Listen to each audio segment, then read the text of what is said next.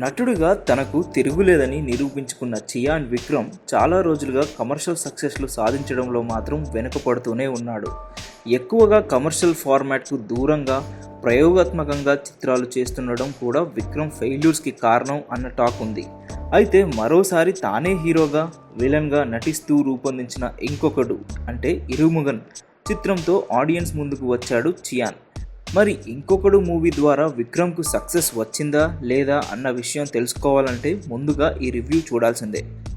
ముందుగా ఈ సినిమా కథ విషయానికి వస్తే, మలేషియాలోని ఇండియన్ ఎంబసీ మీద ఓ 70 ఏళ్ల వృద్ధుడి దాడి చేసి 20 మంది భారతీయ పోలీసులను చంపడంతో సినిమా మొదలవుతుంది.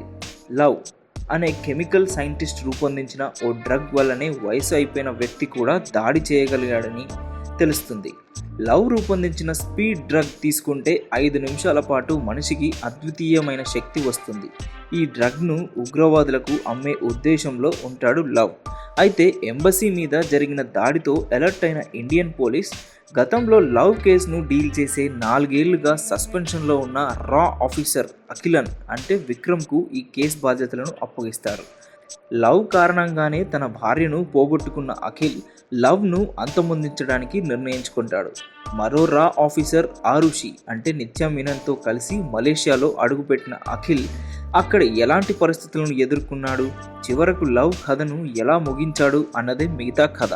ఇక నటీనటుల పనితీరుకు వస్తే, జాతీయ స్థాయి నటుడిగా ఇప్పటికే చాలాసార్లు ప్రూవ్ చేసుకున్న విక్రమ్ ఈ సినిమాతో మరోసారి తనలోని నటుణ్ణి అద్భుతంగా తెర మీదకి ఆవిష్కరించాడు. సిన్సియర్ రా ఆఫీసర్గా కనిపిస్తూనే గే లక్షణాలున్న క్రియల్ సైంటిస్ట్ లవ్ పాత్రలోనూ ఆకట్టుకున్నాడు. 2 పాత్రల మధ్య మంచి వేరియేషన్స్ చూపించిన విక్రమ్ నటుడిగా తనకు తిరుగులేదని మరోసారి నిరూపించుకున్నాడు. రా ఆఫీసర్లుగా నయనతార, నిత్య మీనన్లు ఆకట్టుకున్నారు. ముఖ్యంగా నయన్ గ్లామర్ షో సినిమాకు మరింత ప్లస్ అయింది.